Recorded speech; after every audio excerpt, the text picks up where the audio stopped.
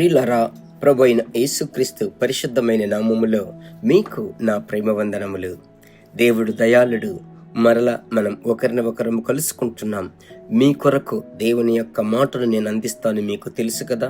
ముగింపులో ప్రార్థిస్తాను. అప్పుడు ప్రార్థించేటప్పుడు మీ కుటుంబములో family prayer చేసేటప్పుడు ఎలాగో మనము చేస్తామో అదే రీతిగా మీరు నాతో కలిసి ప్రార్థించండి. ఓకే, సరే.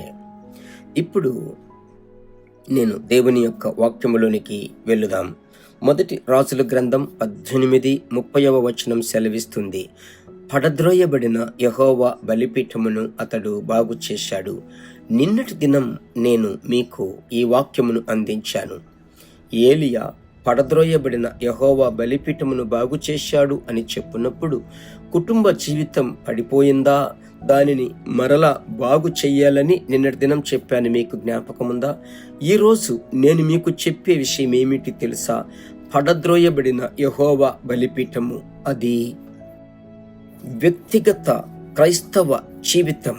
ఇప్పుడు నా పర్సనల్గా దేవునితో నేను నడిచేటువంటి జీవితం, అలాగే మీకు వ్యక్తిగతముగా యేసయ్యతో నడిచే జీవితం.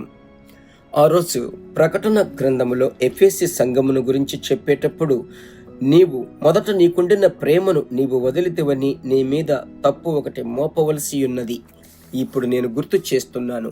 అలాగైతే వ్యక్తిగతముగా మీకు దేవునికి ఉన్నటువంటి సహవాసములో ఏదైనా ఒక కొరత, ప్రారంభంలో ఉన్నటువంటి ప్రేమ, ఏ ప్రతిఫలము ఆశించకుండా యేసయ్యా అని పిలిచారే ఆ అనుభవం ఉందా? లేదంటే ఏదైనా కొరత ఉందా?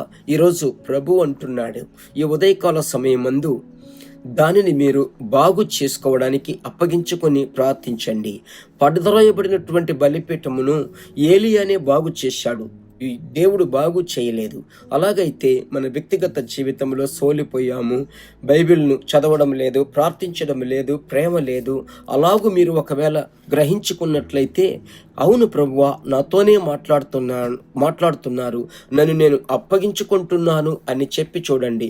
ఆ మొదటి ప్రేమ, బలం, కృప మీలోనికి వస్తుంది. చూడండి, ఏమాత్రం సోలిపోవద్దు. దేవునికి ఇష్టమైంది మనము ఒప్పుకోవడమే. వెంటనే ప్రభు చెప్తాడు, ఓకే, డోంట్ వరీ.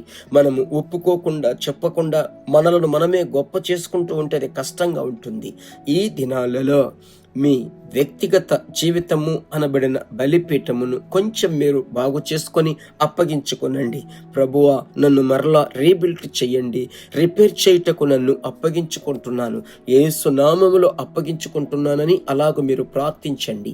మీ కుటుంబంలో అలాగూ ప్రార్థించాలి, ఎదుటి వారి కొరకు అలాగూ ప్రార్థించాలి. దేవుడు ఈ దినమంతా మిమ్మలను నడిపిస్తాడు. ఇప్పుడు మనము కలిసి ప్రార్థించుదాం. ఖచ్చితముగా మీ వ్యక్తిగత బలిపీఠం మరల మహిమగా కట్టబడుతుంది. మనం ప్రార్థించుదాం. పరిశుద్ధమైన యేసురాజా, ఆకాశము నా సింహాసనము, భూమి నా పాదపీఠమని సెలవిచ్చారే. మీ నామములో మేము ప్రార్థిస్తున్నాము తండ్రి. ప్రభువా, బ్రద్దలైపోయినటువంటి ప్రాకారమును 52 దినములలో నెహెమ్యా కట్టి ముగించాడంటే అతని యొక్క సమర్పణ, అతని యొక్క అప్పగింపు ఈరోజు నేను ప్రార్థిస్తున్నానయ్యా. ప్రారంభంలో ఉన్నట్లుగా సమయం తీసుకొని నేను ప్రార్థించలేకపోతున్నాను, సమయం తీసుకొని బైబిల్ చదవలేకపోతున్నాను, సమయం తీసుకొని పరిశుద్ధత కొరకు పోరాడలేకపోతున్నానని ఎవరెవరైతే గ్రహించుకుంటున్నారో వారి వ్యక్తిగత జీవితమును ప్రభువా మీరు కట్టి లేపి మీ బిడ్డల యొక్క హృదయ వాంఛలను, తలంపులను మీరు సఫలపరచుమని ప్రార్థిస్తున్నాను. ఈ దినమంతా దైవ ప్రసన్నత కాపాడాలి. దుఃఖమునకు, వేదనకు, అనవసరమైన సమస్యలకు తప్పించి కాపాడండి. ప్రభువా మీరే ఈ ప్రార్థన ఆలకించారు. కోటి స్తోత్రములు. మీ బిడ్డల యొక్క ప్రయాణములు, దేవా ఉద్యోగము అన్నిటి మీద కృప ఉంచండి. యేసు నామములో ప్రార్థిస్తున్నాను తండ్రి. Amen, amen. ప్రభువుకి స్తోత్రం. ప్రభువును స్తుతించండి, ఎందుకంటే మీ ప్రార్థన అంగీకరింపబడింది. మీ ప్రార్థనకు ప్రభు జవాబిచ్చాడు. సరేనా? ప్రభువును బాగా మహిమపరచండి. తరచు ఈరోజు పదే ఈ మాటను తలంచుకొనండి. సరేనా? ప్రభు మీతో మాట్లాడుతూ ఉంటాడు. నేను ఎప్పటి వలే చెప్పే మాట, మీరు ఈ సందేశమును, ఈ అనుదినము పరిశుద్ధాత్మునితో అనే ఈ క్లుప్త ఉదయకాల సందేశం, ఈ 5 నిమిషముల ధ్యానమును అనేకులకు తెలియపరచండి, షేర్ చేయండి. తద్వారా ప్రభు యొక్క నామం మీ ద్వారా మహిమపరచబడుతుంది. ప్రభు చిత్తమైతే మరలా కలుసుకుందాం. God bless you.